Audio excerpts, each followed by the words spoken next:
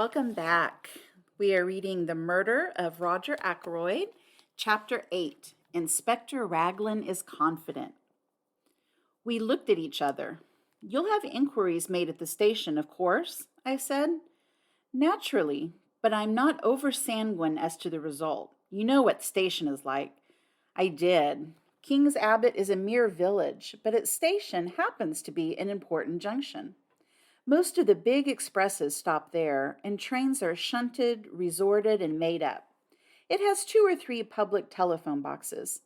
At that time of night, 3 local trains come in close upon each other to catch the connection with the express for the north, which comes in at 10:19 and leaves at 10:23. The whole place is in a bustle, and the chances of one particular person being noticed telephoning or getting into the express are very small indeed. But why telephone at all? Demanded Melrose. That's what I find so extraordinary. There seems to be no rhyme or reason in the thing. Poirot carefully straightened a china ornament on one of the bookcases. Be sure there was a reason, he said over his shoulder. But what reason could it be? When we know that, we shall know everything.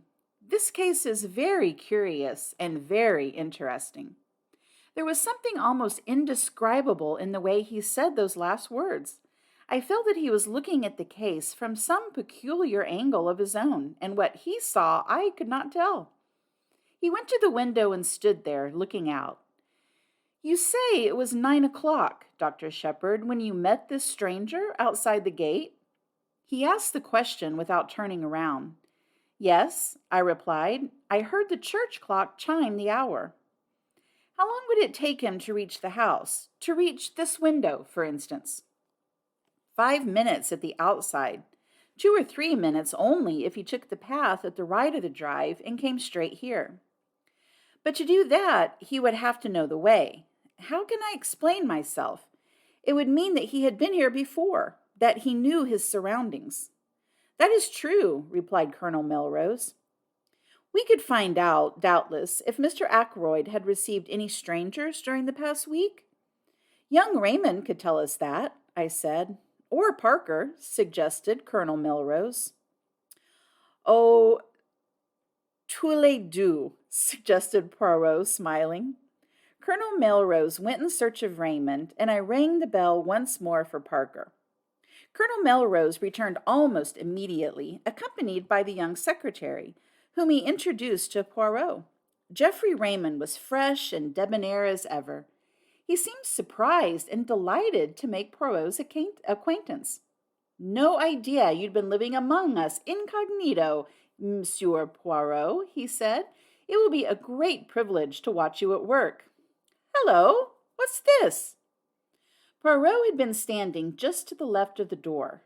Now he moved aside suddenly, and I saw that while my back was turned, he must have swiftly drawn out the armchair till it stood in the position Parker had indicated. Want me to sit in the chair whilst you take a blood test? Asked Raymond good-humoredly. What's the idea? Mr. Raymond, this chair was pulled out.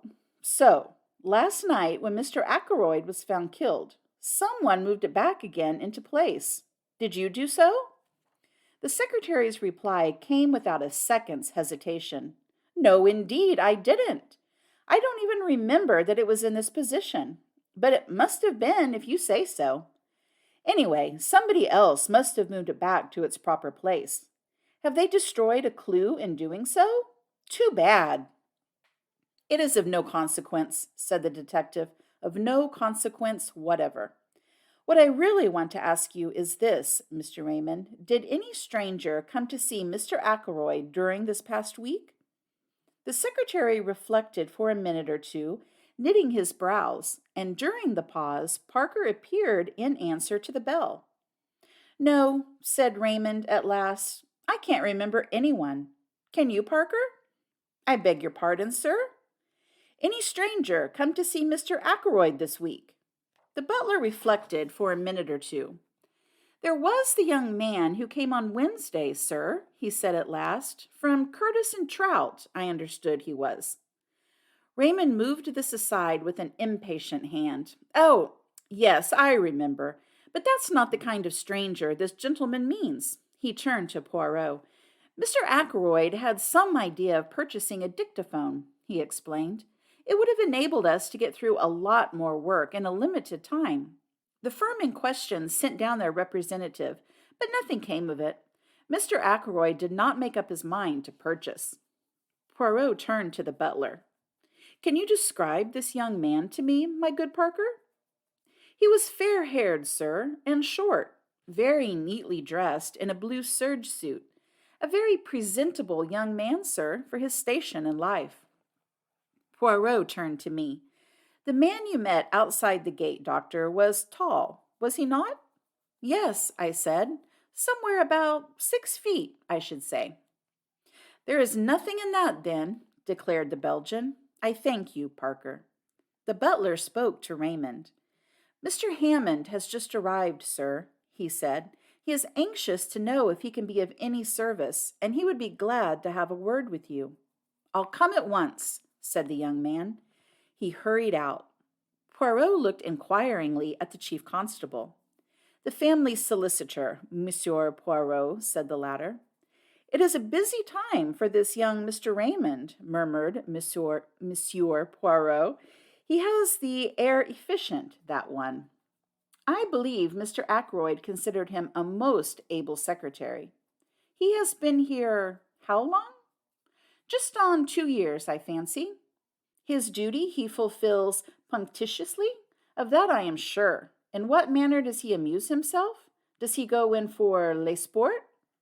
Private secretaries haven't much time for that sort of thing, said Colonel Melrose, smiling. Raymond plays golf, I believe, and tennis in the summertime. He does not attend the courses. I should say the running of the horses? Race meetings? No, I don't think he's interested in racing. Poirot nodded and seemed to lose interest. He glanced slowly round the study. I have seen, I think, all that there is to be seen here. I, too, looked around. If those walls could speak, I murmured. Poirot shook his head. A tongue is not enough, he said. They would have to have eyes also, and ears. But do not be too sure that these dead things, he touched the top of the bookcase as he spoke, are always dumb. To me they speak sometimes. Chairs, tables, they have their message. He turned away towards the door. What message? I cried. What have they to say to you today? He looked over his shoulder and raised one eyebrow quizzically. An opened window, he said, a locked door, a chair that apparently moved itself. To all three I say, why? And I find no answer. He shook his head, puffed out his chest, and stood blinking at us. He looked ridiculously full of his own importance. It crossed my mind to wonder whether he was really any good as a detective. Had his big reputation been built up on a series of lucky chances? I think the same thought must have occurred to Colonel Melrose, for he frowned. Anything more you want to see, Mr. Poirot? He inquired brusquely. You would perhaps be so kind as to show me the silver table from which the weapon was taken? After that, I will trespass on your kindness no longer. We went to the drawing-room, but on the way the constable waylaid the colonel, and after a muttered conversation, the latter excused himself and left us together. I showed Poirot the silver table, and after raising the lid once or twice and letting it fall, he pushed open the window and stepped out on the terrace. I followed him. Inspector Raglan had just turned the corner of the house and was coming towards us. His face looked grim and satisfied. So there you are, Mr. Poirot, he said. Well, this isn't going to be much of a case. I'm sorry, too. A nice enough young fellow gone wrong. Poirot's face fell, and he spoke very mildly.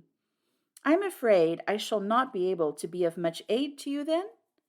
Next time, perhaps, said the inspector soothingly.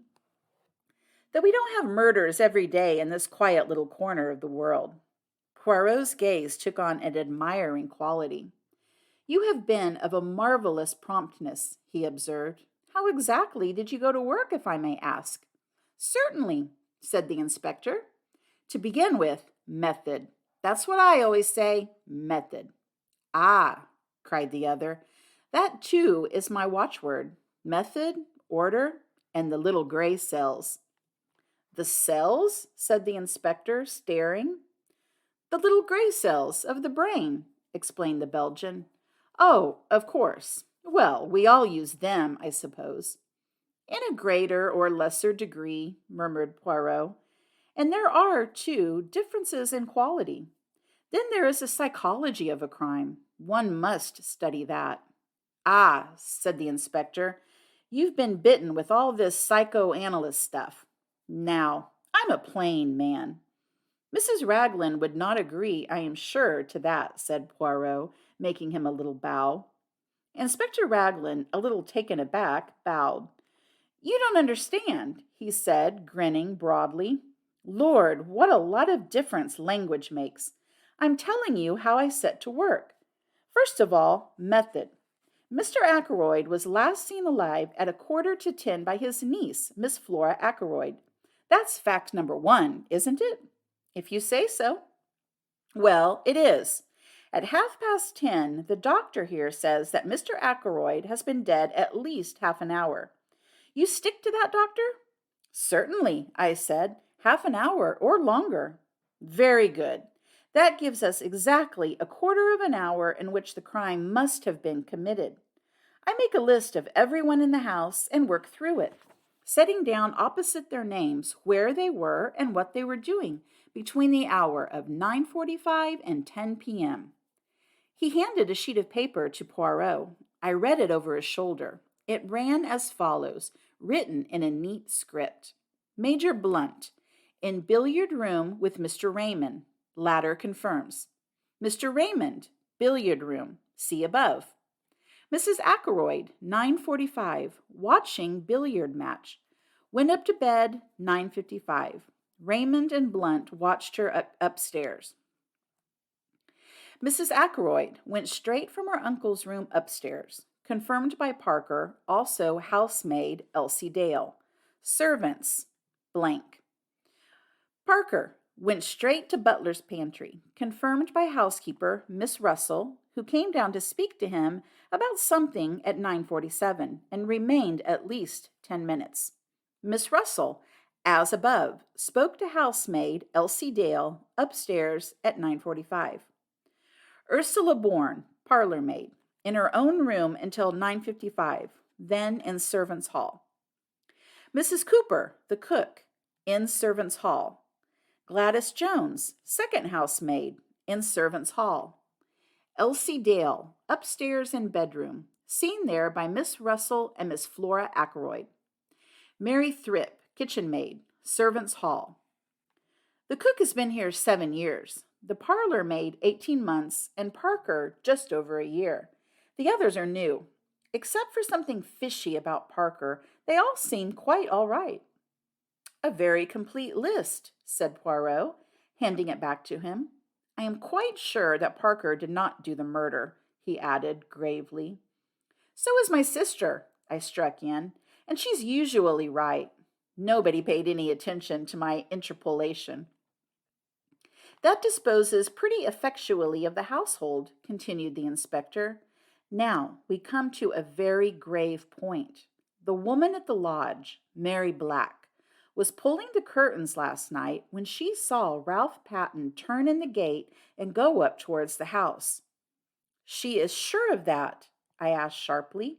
Quite sure. She knows him well by sight. He went past very quickly and turned off by the path to the right, which is a shortcut to the terrace. And what time was that? Asked Poirot, who had sat with an immovable face. Exactly 25 minutes past 9, said the inspector gravely. There was a silence. Then the inspector spoke again. It's all clear enough. It fits in without a flaw.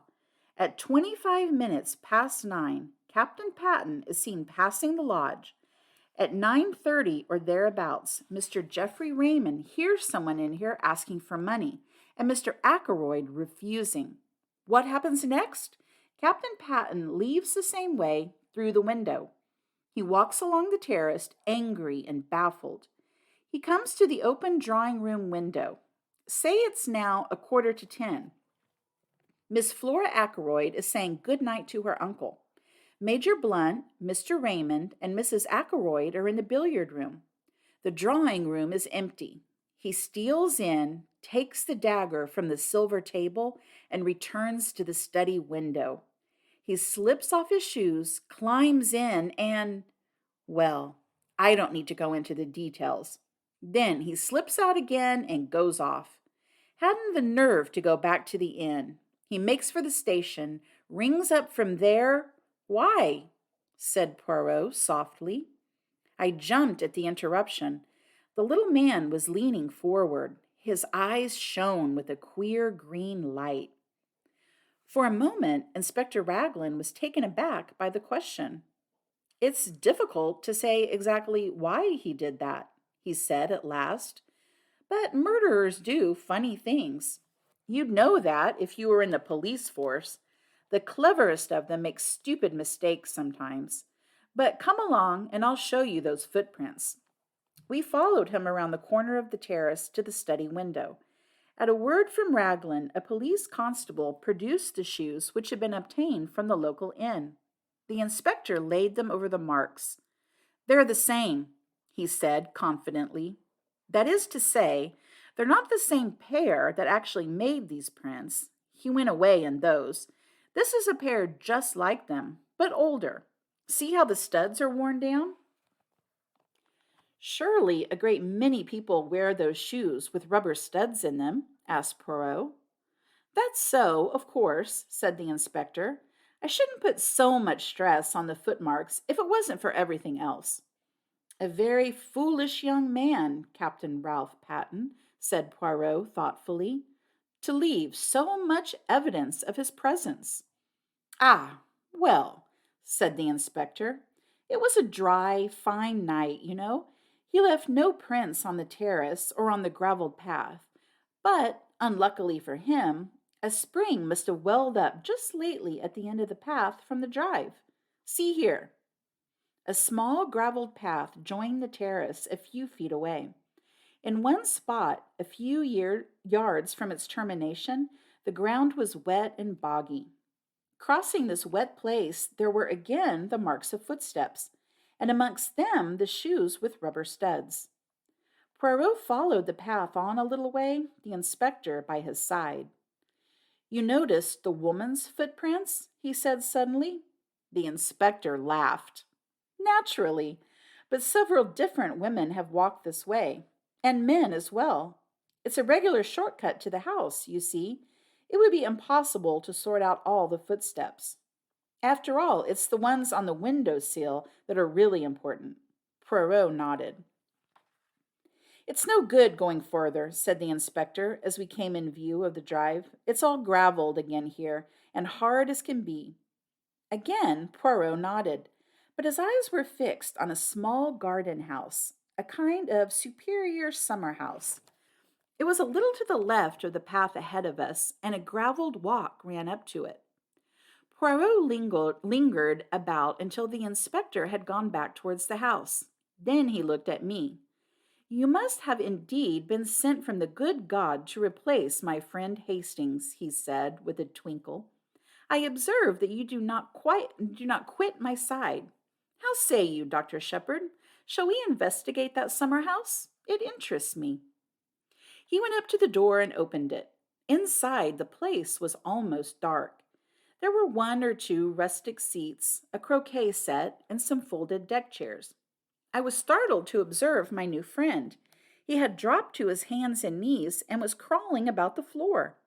Every now and then he shook his head as though not satisfied. Finally, he sat back on his heels. Nothing, he murmured.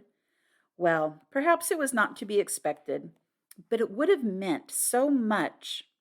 He broke off, stiffening all over. Then he stretched out his hand to one of the rustic chairs. He detached something from one side of it. What is it? I cried. What have you found? He smiled, unclosing his hand so that I should see what lay in the palm of it. a scrap of stiff white cambric. I took it from him, looked at it curiously, and then handed it back. "What do you make of it, my friend?" he asked, eyeing me keenly. "A scrap torn from a handkerchief," I suggested, shrugging my shoulders.